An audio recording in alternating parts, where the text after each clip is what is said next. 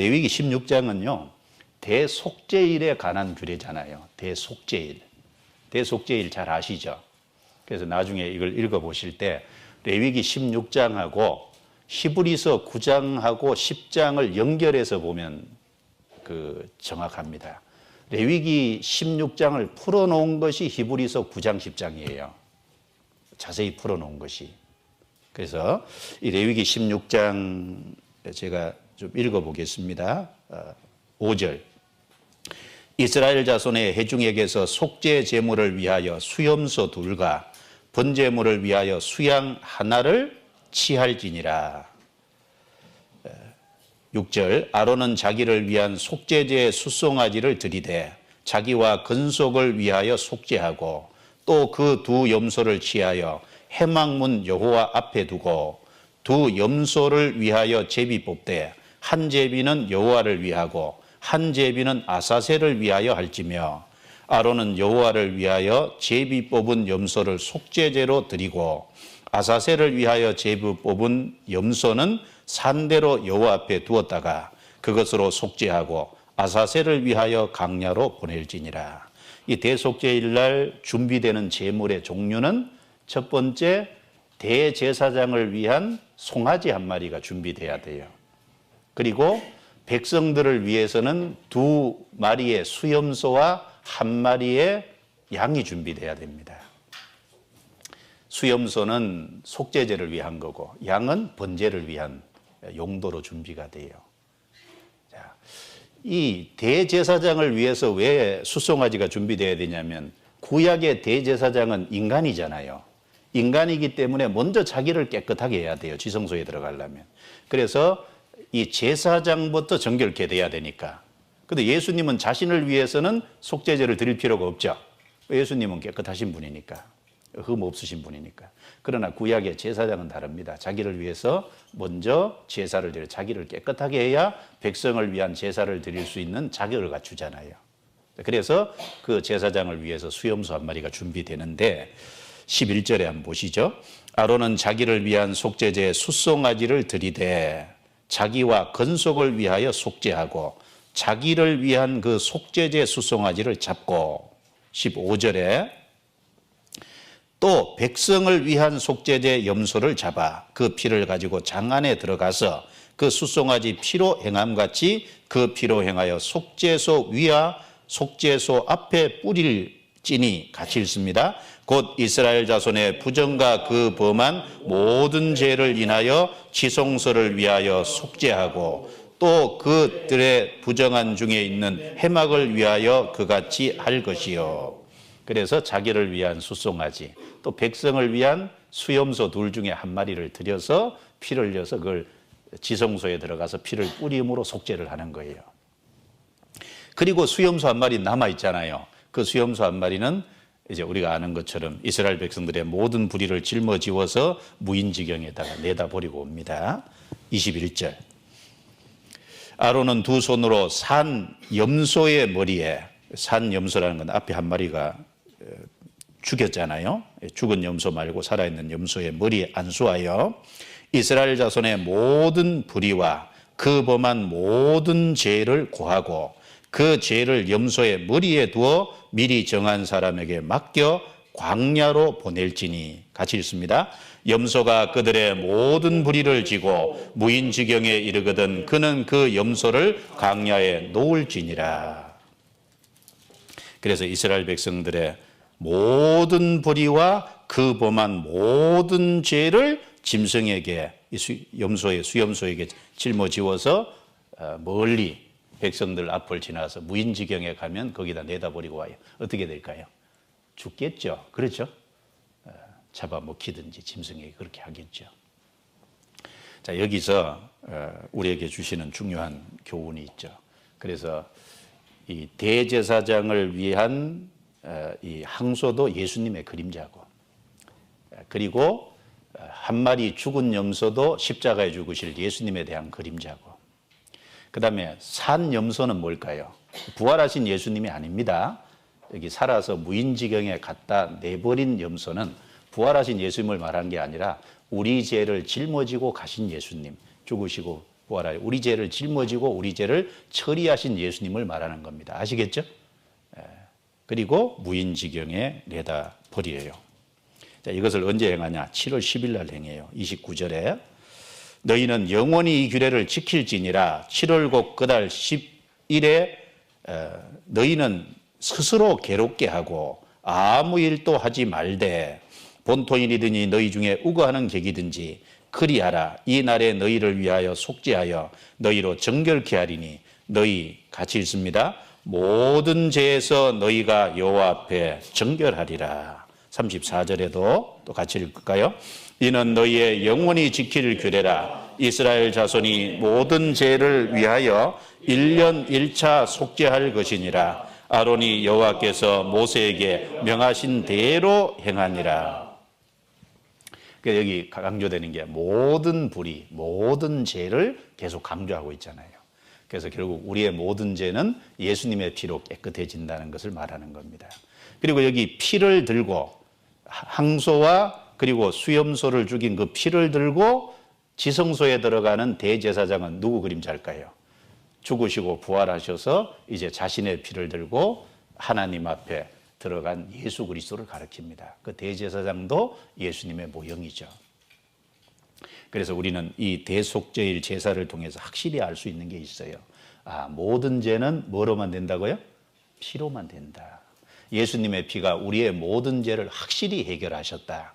그건 분명하다는 거예요. 어떤 분은 그래요. 예수님이 우리 죄를 다 해결하셨다고 하면 원죄만 해결했대요. 원죄 아시죠?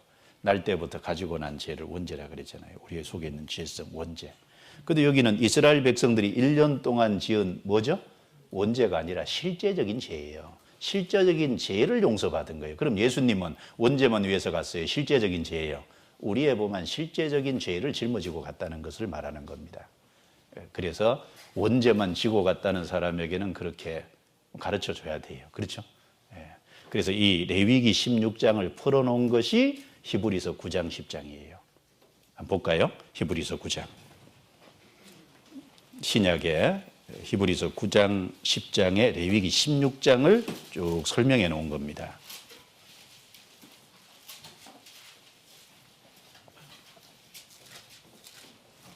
히브리서 9장.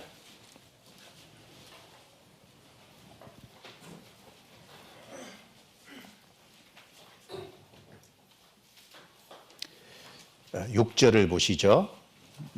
제사장들이 항상 첫 장막에 들어가 섬기는 예를 행하고 오직 둘째 장막은 대제사장이 홀로 1년 1차씩 들어가되 피 없이는 아니하나니 이 피는 자기와 백성의 허물을 위하여 드리는 것이라.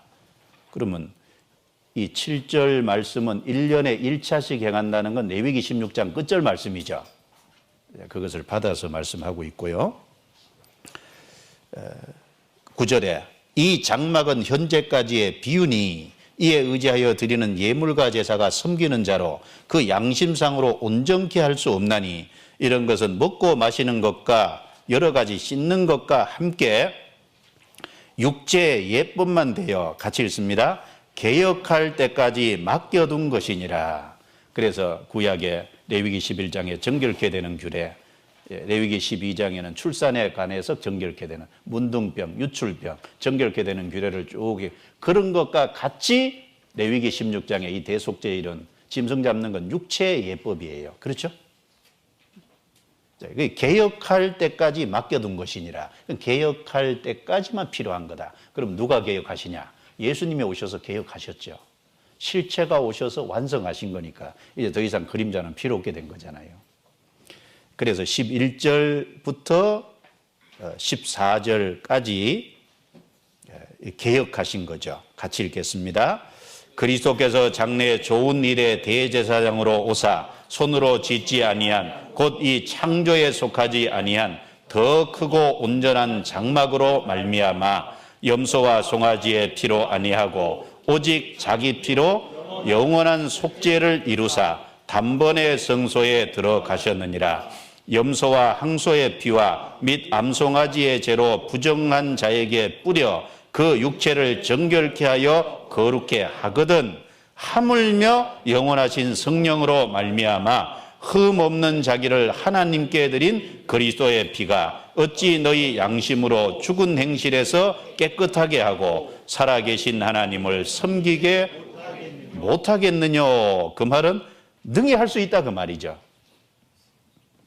그래서 히브리서 9장 12절에 염소와 송아지는 뭘 가리키겠어요?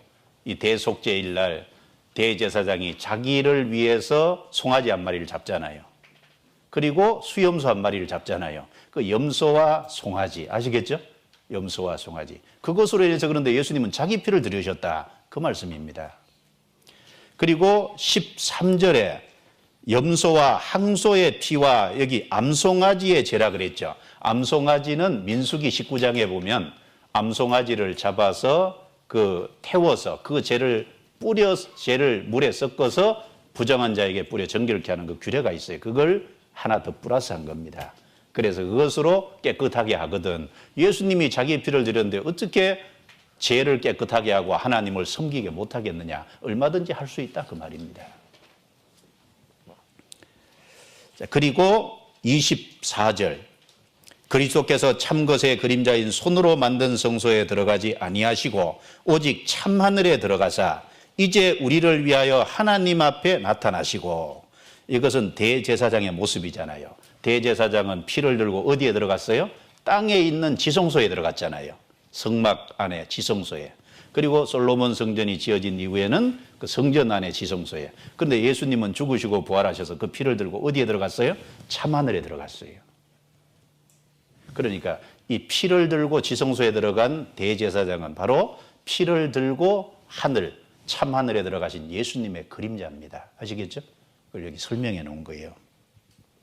그래서 이제 우리를 위하여 하나님 앞에 나타나시고 대제사장이 해마다 다른 것의 피로써 해마다 그랬죠. 매년 다른 것의 피로써 성소에 들어가는 것 같이 자주 자기를 드리려고 아니하실지니 그리하면 그가 세상을 창조할 때부터 자주 고난을 받았어야 할 것이로되 이제 자기를 단번에 제사로 드려 죄를 없게 하시려고 세상 끝에 나타나셨느니라.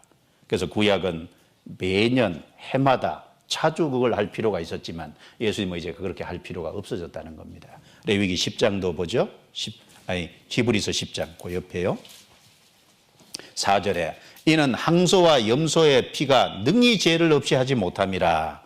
여기도 항소와 염소가 바로 대제사장 자기를 위한 송아지 그리고 염소 그 피가 능히 죄를 없이 하지 못함이라. 대속죄일 날 드려졌던 항소와 염소입니다. 그건 없이 안 한다. 그러면 하나님께서 준비하신 진정한 제물은 5절에 예수님이라는 거죠. 그러므로 세상에 임하실 때에 가라사대 하나님이 제사와 예물을 원치 아니하시고 오직 나를 위하여 한 몸을 예비하셨도다. 전체로 번제함과 속죄제는 기뻐하지 아니하시나니 이에 내가 말하기를 하나님이여 보시옵소서 두루마리 책에 나를 가르쳐 기록한 것과 같이 하나님의 뜻을 행하러 왔나이다 하시니라. 그래서 번제와 속죄제는 기뻐하지 아니하신다. 무슨 뜻일까요? 이 말씀은 바로 그 대속죄일 날 양은 뭘로 드려졌어요? 번제로 드려졌어요. 그렇죠? 그리고 항소와 염소는 속죄제로 드려졌어요. 그 번제와 속죄제 그것으로는 안 된다는 거예요. 그래서 예수님이 드려진 거죠. 10절에 이 뜻을 조차 예수 그리스도의 몸을 단번에 드리심으로 말미암아 우리가 거룩함을 얻었노라.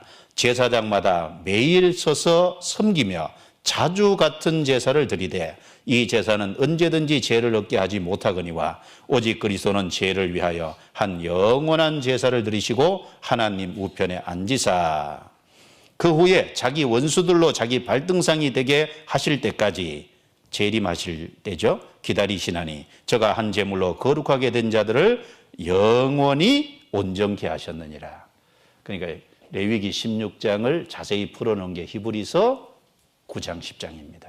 그래서 연결해서 한번 읽어보세요. 꼭 읽어보세요. 연결해서 읽어보면 레위기 16장을 쭉 읽고 히브리서 9장 10장을 쭉 읽으면 우리 죄가 정말 과거, 현재, 미래 죄가 예수님 피로 다 사해진 게 맞구나. 너무나도 확실하잖아요. 원죄만 아닙니다.